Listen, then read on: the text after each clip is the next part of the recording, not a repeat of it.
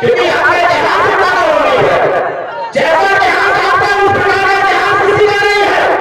आपके जहाज के बदले में जहाजकारों ने अपने जहाज को नहीं लिखा, इसलिए नहीं लिखा क्योंकि अगर जहाज के पन्नों में आपका नाम दर्ज हो गया होगा तो भारतीय संविधान आपको क्रिमिनल अपराध नहीं बताता।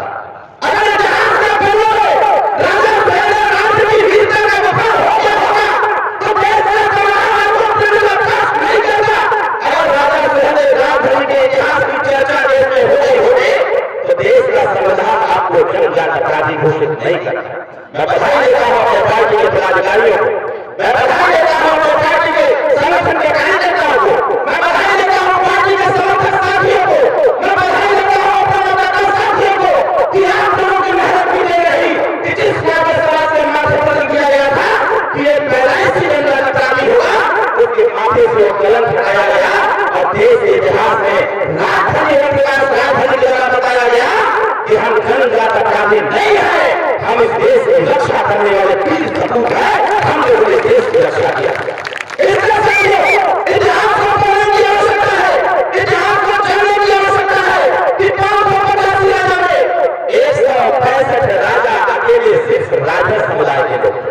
14 तारीख से 11 तारीख से सुहेलदेव की जयंती मनाई जाए। आप कल्पना करिए, राजा सुहेलदेव राजगढ़ के बाद एक राजा दलदेव भी थे। दलदेव का इतिहास इतना गौरव नहीं है कि अगर हम अपने राजाओं का सिर्फ जयंती मनाना चालू कर दें तो 365 दिन एक साल में होते हैं और वो कम पड़ जाएगा। 165 राजा राजगढ़ इस देश में और 165 राजा में ऐसे राजा थे कि जिनका इतिहासकारों ने इतिहास में नहीं लिखा। राजा सुहेलदेव राजगढ़ जी 22 साल की अवस्था में ऐसे विदेशी आक्रांता का वध किया था जिस आक्रांता से पूरा देश का उठा था, जिसके आतंक से पूरा देश का उठा था, जिसके आतंक से इस देश के तमाम राजा प्राप्त हो चुके थे।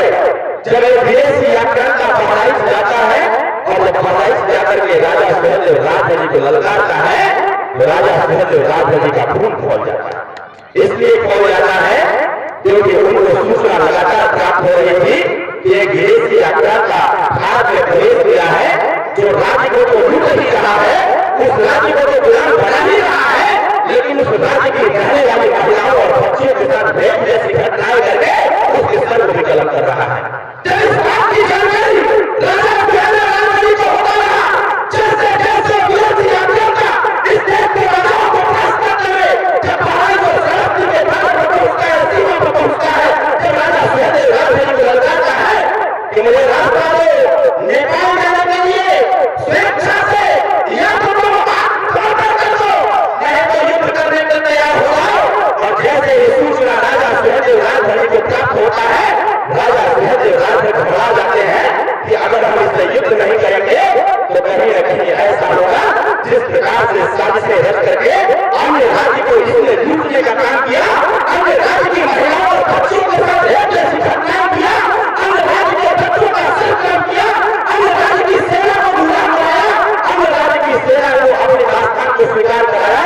वो कला भी सुहेलदेव राजगढ़ नहीं चाहते थे साथियों, और राजा सुहेलदेव राजगढ़ जी ने योजना बनाया और योजना बना करके अपने राज्य के इर्द गिर्द के राजाओं को बकायदे संदेश भिजवाते हैं कि ऐसे गद्दार से युद्ध करने की आवश्यकता है और ऐसे गद्दार को परास्त करके इस देश को बचाने की आवश्यकता है। थोड़ा ध्यान से इस बात को सुनिएगा।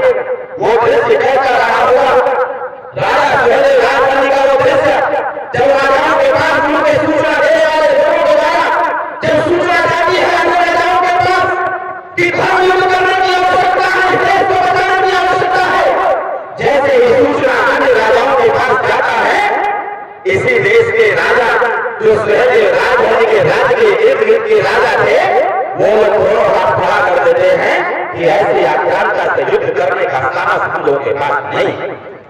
अन्य राजाओं ने सुहेलदेव जी को विरोध किया, उनको निराश किया कि हम युद्ध नहीं कर सकते।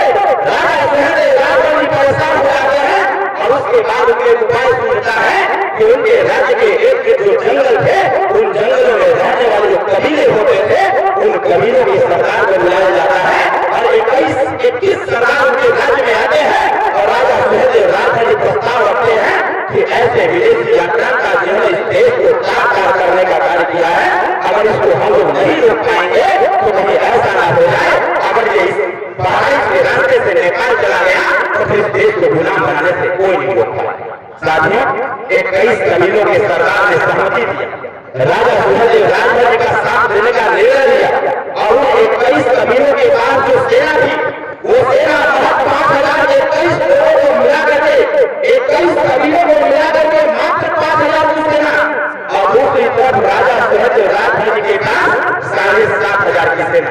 आप कल्पना करिएगा, नौजवान साथियों आप यहाँ पर हो, अगर आप हम नहीं समझे तो आने वाले समय में दोबारा प्रकाश कामों पैदा होने वाला नहीं है। आने वाले समय में दोबारा प्रकाश पैदा होने वाला नहीं है।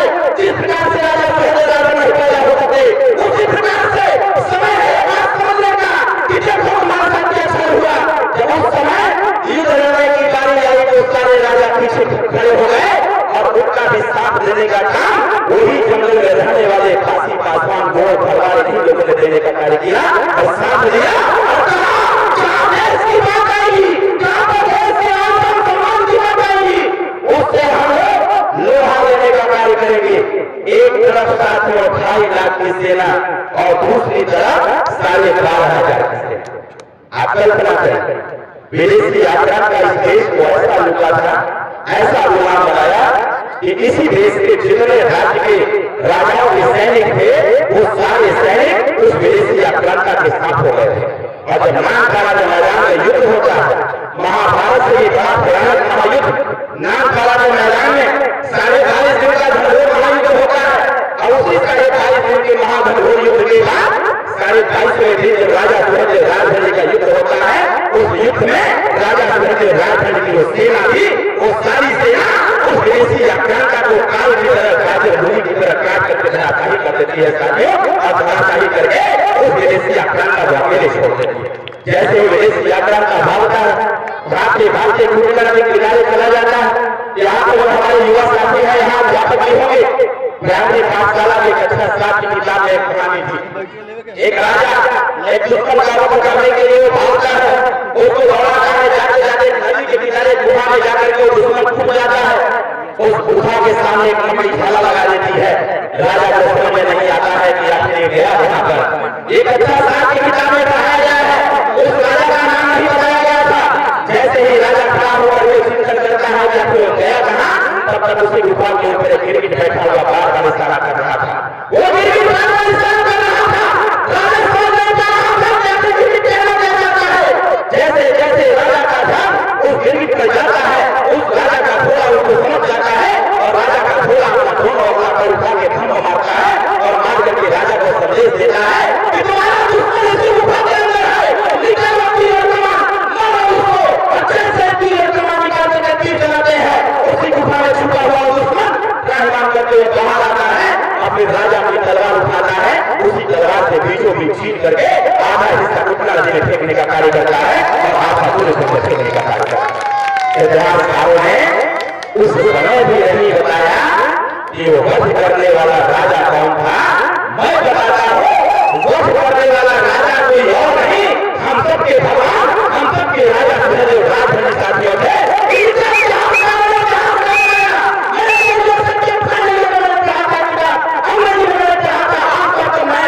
जब मैंने उसका अध्ययन किया, उसकी कहानी जब मैंने पढ़ा तो मैंने कहा कि इसमें भी हमारे साथ छल हुआ और इसमें भी हमारे राजा का जिक्र नहीं हुआ। सिर्फ एक राजा का जिक्र हुआ था, नाम का जिक्र नहीं हुआ था। आम तौर पर मैं जो बच्चे ग्रेजुएशन कर रहे होंगे, ग्रेजुएशन के फाइनल ईयर में जिनका सब्जेक्ट इंग्लिश होगा, उनको उस सब्जेक्ट में एक आम तौर पर मेहनत है, उसका अध्ययन करिएगा, आपको समझ में आ जाएगा तो किसके ऊपर बात हो रहा है। आम तौर पर मैं अगर कोई बात कर रहा है तो राजा सुहेलदेव राजधानी के साथियों बात कर रहा है, इसलिए राजा आपसे कर रहा है। आज कल्पना करिए, एक वो दौर था जब इस देश के 585 राजा थे और 585 राजा ने अकेले 165 राजा राजा समाज के हुआ था। वो राजतंत्र था और ये लोकतंत्र है। उस समय इस देश के 585 राजा और इस समय इस लोकतंत्र में 545 सांसद। आप कल्पना करिए समाज के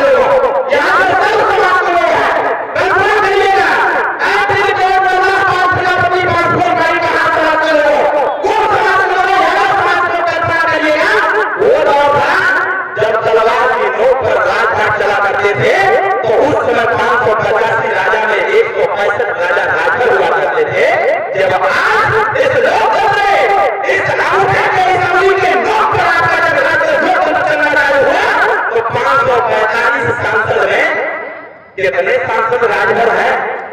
एक तो है नहीं है। यही अंतर है कि जब तक दारू वाला पैसा का पसंद रहा, जब तक आपको बुरा करके रखा गया, तब तक प्लान नहीं बनते थे। आप जब अपनी ताकत को समझो, जवाब देते हुए भी ताकत को समझा, तो आपके पार्टी से ग्राम प्रधान भी हो गए, जिला पंचायत भी हो गए, प्रमुख भी हो गए और विधायक भी हो गए। साथियों, यही आपके लोकतंत्र में राजपाट का काम है। साथियों, इस बात को ध्यान रखने की आवश्यकता है। इसलिए मैं आप सभी लोगों से आग्रह करूंगा, आज के बाद हम तो यहाँ जयंती मनाएंगे ही मनाएंगे, लेकिन जब भी सुहेल जयंती का कार्यक्रम आए तो 14 तारीख को आप अपने घर में जरूर जयंती मनाइए। आप अपने घर में मनाइए, अपने घर में मनाइए। 10 जून को विजय दिवस का कार्यक्रम होगा। 10 जून को 3 साल से हम कार्यक्रम चला रहे हैं। 10 जून को विजय दिवस का कार्यक्रम है। 3 साल से हम चला रहे हैं कि 10 जून के दिन सभी लोग अपने अपने घरों पर दिया जलाएंगे और दिया जला करके विजय दिवस का कार्यक्रम करके मनाने का काम करेंगे। साथियों, ये लगातार 3 साल से हम चला रहे हैं। और साथियों, मुझे खुशी इस बात की, आज हमारी बातों को समझा जाए। हमारे गांव की महिलाएं अपने हिस्से के लिए तैयार हैं। इसलिए मैं सबसे आग्रह करूंगा, इस इतिहास को जानने की आवश्यकता है, पार्टी के साथ एकजुट खड़े रहने की आवश्यकता है।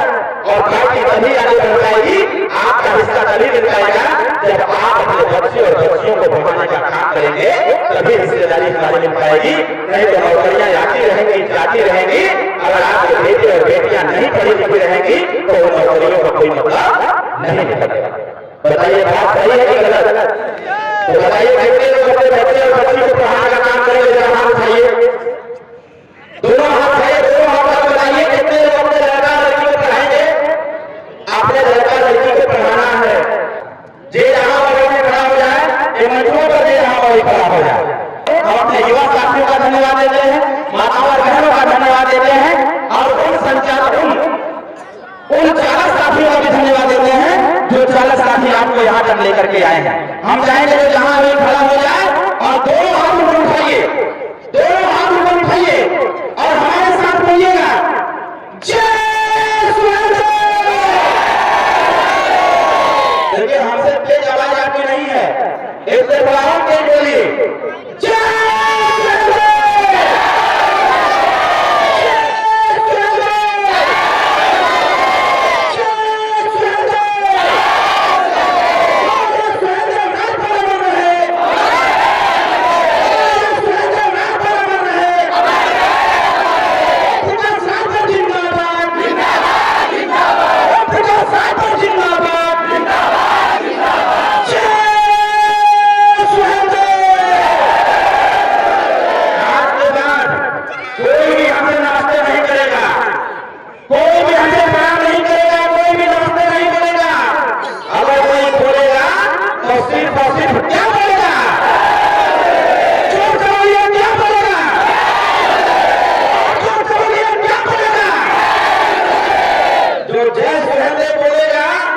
उसी की बात ही आपका बेटा या आपका भाई सुनेगा, और जो जय सुहेल नहीं बोलेगा उसकी बात यह दिन राज्य सुनने वाला।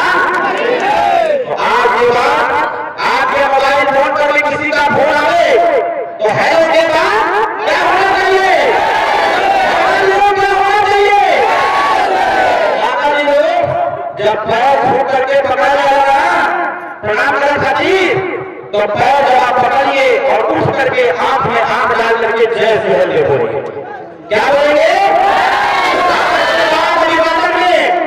अगर किसी ने नमस्ते और प्रणाम बोला तो चंदन राधा की तरह उसको जेल में भिजवा देंगे, क्योंकि ये जय सुहेल नहीं बोल रहा। इसलिए आज